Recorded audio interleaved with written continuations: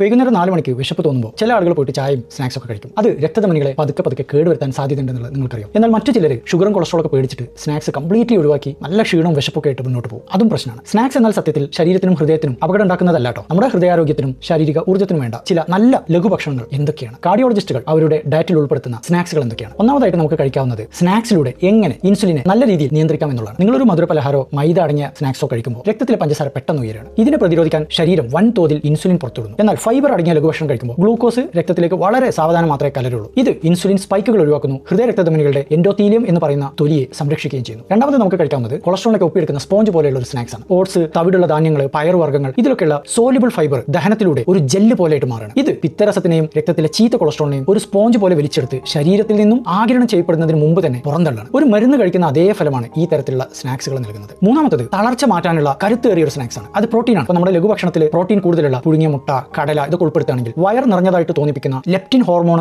ഉണ്ടാവുന്നു. കാർബോഹൈഡ്രേറ്റ് മാത്രം കഴിക്കുമ്പോൾ പെട്ടെന്നുള്ള തളർച്ച അത് ഒഴിവാക്കാനും രാത്രിയിൽ അമിതമായിട്ട് ഭക്ഷണം കഴിക്കാനുള്ള ആഗ്രഹം നിയന്ത്രിക്കാനും ഇത് സഹായിക്കും. നാലാമത്തെ സ്നാക്സ് എന്ന് പറയുന്നത് നമ്മുടെ രക്തധമനികളെ ക്ലീൻ ചെയ്യുന്ന ഒമേഗ 3 ഫാറ്റി ആസിഡുള്ള ലഘുഭക്ഷണങ്ങളാണ്. വാൽനട്ട്, ബദാം, ഫ്ലാക്സ് സീഡ് തുടങ്ങിയ സ്നാക്സുകളിൽ ഒമേഗ 3 ഫാറ്റി ആസിഡുകൾ നന്നായിട്ടുണ്ട്. ഇത് രക്തത്തിലെ ട്രൈഗ്ലിസറൈഡ് കുറക്കാനും രക്തധമനികളുടെ വികാസത്തിനും സഹായിക്കും. ഇതുവഴി ഉയർന്ന BP കുറക്കാനും ഹൃദയമിടിപ്പ് കൺട്രോൾ ആക്കാനും സഹായിക്കും. അഞ്ചാമത് നമ്മൾ അറിയേണ്ട പ്രധാന കാര്യം വിശപ്പും ദാഹവും വേർതിരിച്ചറിയാന്നുള്ളതാണ്. പലപ്പോഴും ശരീരത്തിൽ ജലാംശം ആവശ്യമായിട്ട് വരുമ്പോൾ തലച്ചോറ് ആ സിഗ്നൽ ഒരു വിശപ്പായിട്ടാണ് തെറ്റിദ്ധരിക്കുക. വെള്ളം ധാരാളം അടങ്ങിയ തണ്ണിമത്തൻ പോലുള്ള സ്നാക്സുകൾ കഴിക്കുമ്പോൾ അനാവശ്യമായിട്ടുള്ള കാലറി ഒഴിവാക്കാനും രക്തത്തിന്റെ കട്ടി കുറക്കാനും നമുക്ക് സാധിക്കും. ആറാമത്തത് കുടലിലെ നല്ല അണുക്കളായ മൈക്രോബയോം അത് സംരക്ഷിക്കുന്ന സ്നാക്സുകളാണ്. നമ്മൾ കഴിക്കുന്ന സ്നാക്സുകളിൽ ഫൈബർ കൂടുതലാണെങ്കിൽ അത് കുടലിലെ നല്ല ബാക്ടീരിയകളുടെ ഒരു പ്രധാന ആഹാരമാണ്. ഈ ബാക്ടീരിയകൾ ഫൈബറിനെ ദഹിപ്പിക്കുമ്പോൾ ഷോർട്ട് ചെയിൻ ഫാറ്റി ആസിഡുകൾ പുറത്തുവിടാണ്. ഇത് ശരീരത്തിലെ നീർക്കെട്ട് കുറക്കും, നേരിട്ട് ഹൃദയത്തിന്റെ ആരോഗ്യം മെച്ചപ്പെടുത്തും. ഇനി ലഘുഭക്ഷണം കഴിക്കുമ്പോൾ നമ്മൾ പാലിക്കേണ്ട സുപ്രധാനമായ ചില കാര്യങ്ങൾ എന്തൊക്കെയാണ്? ഒന്നാമത്തത് നട്ട്സ് മിക്സ് ചെയ്തിട്ട് കഴിക്കുക. ദിവസം വൈകുന്നേരം നമുക്ക് കഴിക്കാവുന്നത് വറുക്കാത്തതും ഉപ്പ് ചേർക്കാത്തതുമായിട്ടുള്ള ബദാം, കപ്പലണ്ടി, വാൽനട്ട് ഇതെല്ലാം ശരീരത്തിന് ആവശ്യമായിട്ടുള്ള നല്ല കൊഴുപ്പ് നൽകും. രണ്ടാമത്തത് ജ്യൂസ് കുടിക്കുമ്പോൾ നാരുകൾ